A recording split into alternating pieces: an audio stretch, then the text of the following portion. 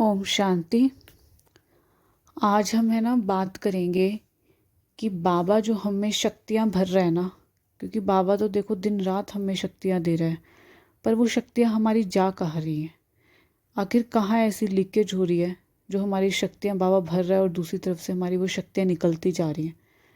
अगर एक उदाहरण देखें हम कि जैसे एक बाल्टी है, मैंने उसमें पानी का नल चला दिया है, पानी उसमें भर रहा है, पर नीचे से बाल्टी में कोई छेद है और ऊपर से तो पानी भर रहा है पर नीचे से लीकेज है, उस बाल्टी में पानी निकलता जा रहा है, तो क्या वो बाल्टी भरेगी? तुझे कितनी कोशिश कर रहा हूँ वो बाल्टी भरेगी नहीं, क्योंकि एक तरफ से तो पानी भर रहा है, दूसरी तरफ से निकल रहा है। तो इसी तरह बाबा तो हमें हर समय हर घड़ी शक्तियाँ मिल रही है हमें बाबा से। जैसे हम योग लगाते हैं तो योग से भी मिल रही है, और बाबा तो वैसे भी हमें अपनी सारी शक्तियाँ दे रहा है हर समय। परंतु ये सारी शक्तियाँ हमारी कहाँ जा रही हैं? तो हमारी शक्तियाँ क्यों लीक हो रही हैं? क्या वजह है कि सारी शक्तियाँ हमें मिल भी रही है बाबा से, फिर भी हमें उसका असर दिखाई नहीं दे रहा?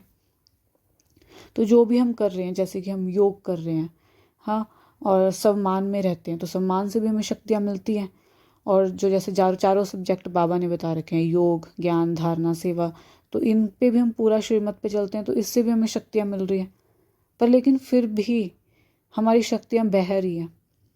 तो ऐसी स्थिति में तो वृद्धि नहीं दिखाई देती हमें, क्योंकि जब हमारे अंदर लीकेज हो रही है तो हमें अपनी ऊंची स्थिति नहीं दिखाई देगी। तो हमें अपना फिर भी हम लगता है कि भाई हम इतनी सब कर रहे हैं, बाबा बोल रहे हैं जो हम सब कर रहे हैं, फिर भी हमें अपनी अवस्था नीचे दिखाई क्यों देती है? तो जहाँ जहाँ हमें लगता है ना कि हमारी लीकेज हो रही है तो हमें उस पर बहुत संभाल करनी है, उसे बहने से रोकना है। वो शक्तियाँ हमें देखनी है कि कहाँ कहाँ बह रही है, मतलब कहाँ कहाँ हमारी वेस्ट हो रही है, और उसकी ना हमें बहुत संभाल करनी है। क्योंकि देखो, अगर हमारे अंदर शक्तियाँ होंगी ना तो उतनी ही आत्मा हमारी प्योर होती जाएगी, और जितनी शक्तियाँ कम होएगी उतनी आत्मा प्योर नहीं बनेगी। और बाबा तो वैसे भी कहते हैं आगे आने वाला समय तो बहुत बाबा खतरनाक बताते हैं ना। तो बाबा कहते हैं उन दृश्य को देखने के लिए तुम्हारे अंदर शक्तियाँ तो होनी चाहिए, क्योंकि अगर शक्तियाँ ही नहीं होगी तो उस दृश्य को हम देख ही नहीं पाएंगे, हम तो घबरा जाएंगे बहुत ज़्यादा। और अब जैसे कोरोना का ही टाइम देखो, कितना ज़्यादा डर था चारों तरफ, और डर से हमारी इम्यूनिटी पावर भी अंदर की वीक हो जाती है। और बाबा तो है ना वैसे भी कहते हैं मुरलियों में कि प्रकृति के पांचों तत्व और माया के पांचों प्रकार एक साथ पूरे फुल फोर्स से अटैक करेंगी। तो उस टाइम तो हमारे अंदर बहुत ज़्यादा पावर चाहिए उनसे लड़ने के लिए। तो आने वाले समय के लिए तो बहुत ज़्यादा शक्तियाँ हमें चाहिए। तो इसके लिए हमें अपने जीवन को वैल्यू देनी है, एक एक संकल्प को वैल्यू देनी है, और अपने समय को भी बहुत वैल्यू देनी है। कैसे? क्योंकि ये जो समय चल रहा है ये फिर हमें नहीं मिलेगा, ये संगम युग है। हम इस समय का कितने समय टाइम से इंतजार कर रहे थे कि कब भगवान आएगा और हमें दर्शन देगा। हम इस समय का कितने समय से इंतजार कर रहे थे, कितने टाइम से। पर लेकिन अब ये समय हमें मिला है। हमें इस जीवन में अब कौन मिला है? परमात्मा मिला है। अगर ये समय निकल गया तो ये मेरा जीवन व्यर्थ हो जाएगा। तो इसीलिए अपने जीवन को वैल्यू करना है, और इस समय को पूरा पूरा हमें यूज़ करना है, और अपने संकल्पों को भी। क्योंकि एक एक संकल्प से, बाबा बोलता है ना, संकल्प से ही सृष्टि बनती है। तो मेरे एक एक संकल्प भी बहुत पावरफुल है। तो मेरे को एक एक संकल्प का ध्यान देना है कि मेरे क्या चल रहे हैं संकल्प, कि मेरा एक एक थॉट ध्यान देना है कि मुझे क्या विचार आ रहा है। तो मेरे सारे विचार जो होने चाहिए ना वो बहुत अच्छे होने चाहिए, क्योंकि उसी से ही आगे सृष्टि का निर्माण होना है। तो बहुत ये सुंदर समय बाबा ने हमें दिया है, जो हमने सोचा भी नहीं था कि भगवान हमारी पालना कर रहा है।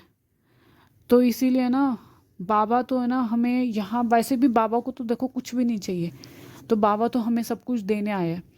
तो हमें ना ये संकल्प हर समय रहना चाहिए हमारे दिमाग में, विचार कि बाबा तो मुझे सब कुछ देने को आया है, उसको तो किसी चीज़ की ज़रूरत है ही नहीं। उसके पास तो सारे खजाने हैं, और वो सारे खजाने किस लिए हैं? वो मेरे लिए ही हैं। और देखो बाबा हमें इतनी शक्तियाँ भरता है, इतने गुण भर देता है ना, कि पूरे कल्प के लिए हमें योग्य बना देता है बाबा। तो बाबा तो बस हमें सब कुछ दे गया समझ लो, हमारे इस टाइम हमें सब कुछ देने ही आया है। तो हमें वो सब कुछ लेना है। तो हमें जितनी भी लीकेज है ना उस पर बहुत ध्यान देना, और सबको बंद करना है। और जो बाबा से दी हुई शक्तियाँ हैं ना वो हमें अपने पास रखनी है संभाल के। अब जैसे आँखें हैं, आँखें सारा दिन क्या करती हैं?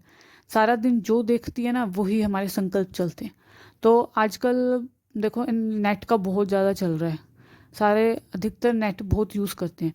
तो अगर हम उसमें कोई अच्छी चीज़ देख रहे हैं, कोई ऐसी ज्ञान की चीज़ देख रहे हैं, तो हमारी आंखों ने जो देखेंगे हम वही सोचेंगे। तो अगर हमने गलत देखा तो वही हमारी एनर्जी वेस्ट होएगी वहाँ से, और अगर हमने अच्छा देखा तो हमें अच्छी नॉलेज मिलेगी, तो हमारी एनर्जी, हमारी शक्ति बढ़ेगी।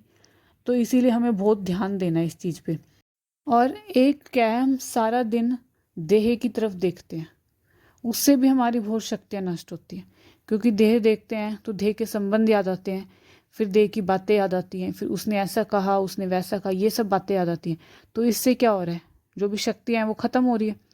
तो इसके लिए हमें क्या करना है, हमें सारा दिन आत्मिक दृष्टि में रहना है, अपने आप को भी आत्मा देखना है और सामने वाले को भी हमें आत्मा देखना है। अगर हम सामने वाले को भी आत्मा देख रहे हैं तो इसका मतलब हम उसके लिए कोई नेगेटिव सोचेंगे नहीं, हम उसको अच्छे वाइब्रेशंस दे रहे हैं।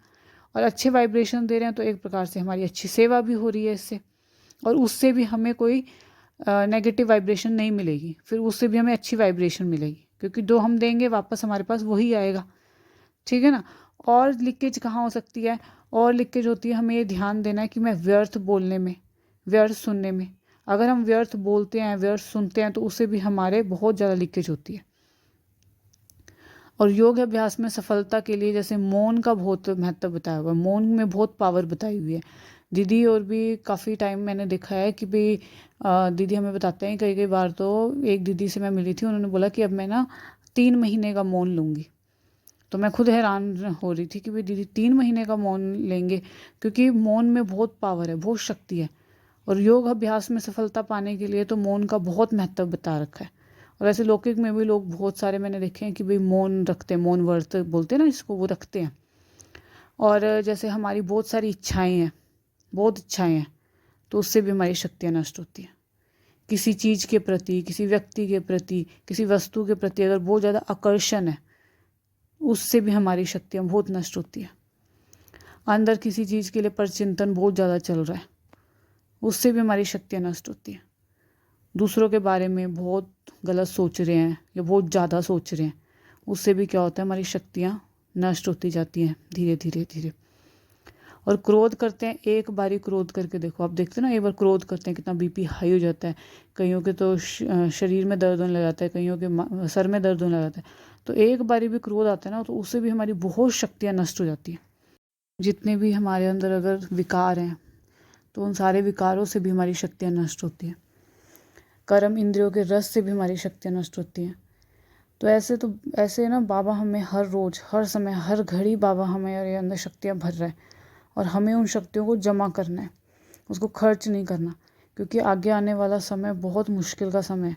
तो उसके लिए हमें इतनी शक्तियों को बचा के रखना है, अपने अंदर भर के रखना है।